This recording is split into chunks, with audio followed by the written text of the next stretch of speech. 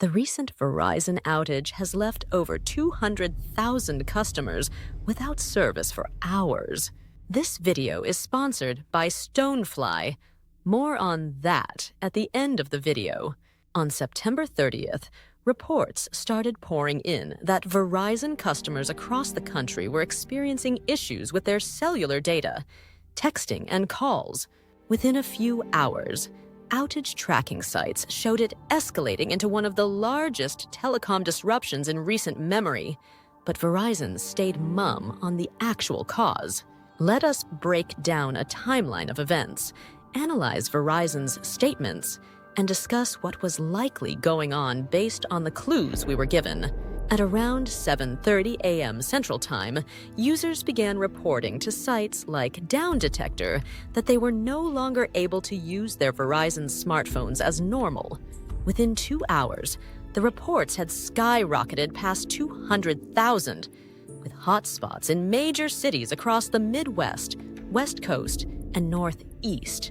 People took to social media displaying messages like SOS on their locked phones, since without cellular data, their only option was Wi-Fi, which many didn't have access to in the moment. Verizon remained silent until around 10:30 a.m., when they acknowledged an issue impacting some customers and said engineers were working on it.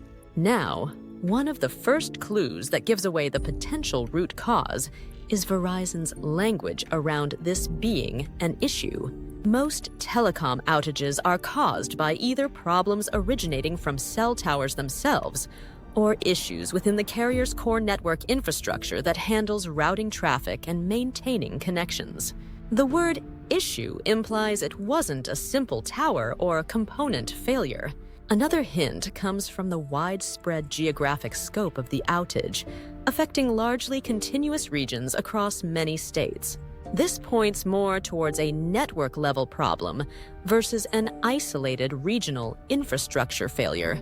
So at this point, the evidence leans towards something happening deeper in Verizon's internal networks. Let's jump ahead to around 2 p.m. Verizon provides another very vague update that engineers were making progress, but service still wasn't restored. They also called it a network issue. Around this time, the FCC publicly acknowledged they too were investigating the disruptions. This involvement from the FCC is actually a big deal, as they only step in for outages deemed sufficiently widespread and prolonged. Their tracking of the situation shows regulators also recognized fairly quickly that this was a major telecommunications network problem within Verizon's infrastructure. It wasn't until 6 p.m., over 10 hours after reports first surfaced, that Verizon finally declared the network issue as fully restored. But throughout all of their public statements, the carrier refused to specify the root cause or provide any technical explanation.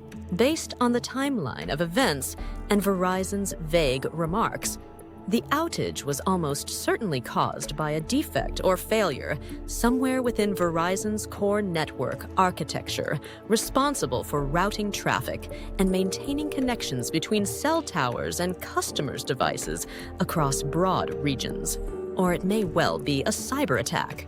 The geographic scope and FCC response confirmed this wasn't an isolated incident, but a systemic network problem. Whatever occurred disrupted protocol routing or connectivity on a large scale. If it was indeed a cyber attack that caused the outage, Verizon's refusal to elaborate does a disservice to customers they rely on. No company is safe from outages and cyber attacks, and events like these continue to being an almost daily occurrence. This is why we have partnered with Stonefly to offer daily security review subscribers a special promo on Stonefly backup and disaster recovery solutions. Get a 300 terabytes Veeam, Rubrik, Commvault Immutable, and air-gapped backup and disaster recovery appliance for $17,995. Contact sales at stonefly.com for details. Don't forget to subscribe and check back for more cybersecurity news and analysis. And as always, thanks for watching.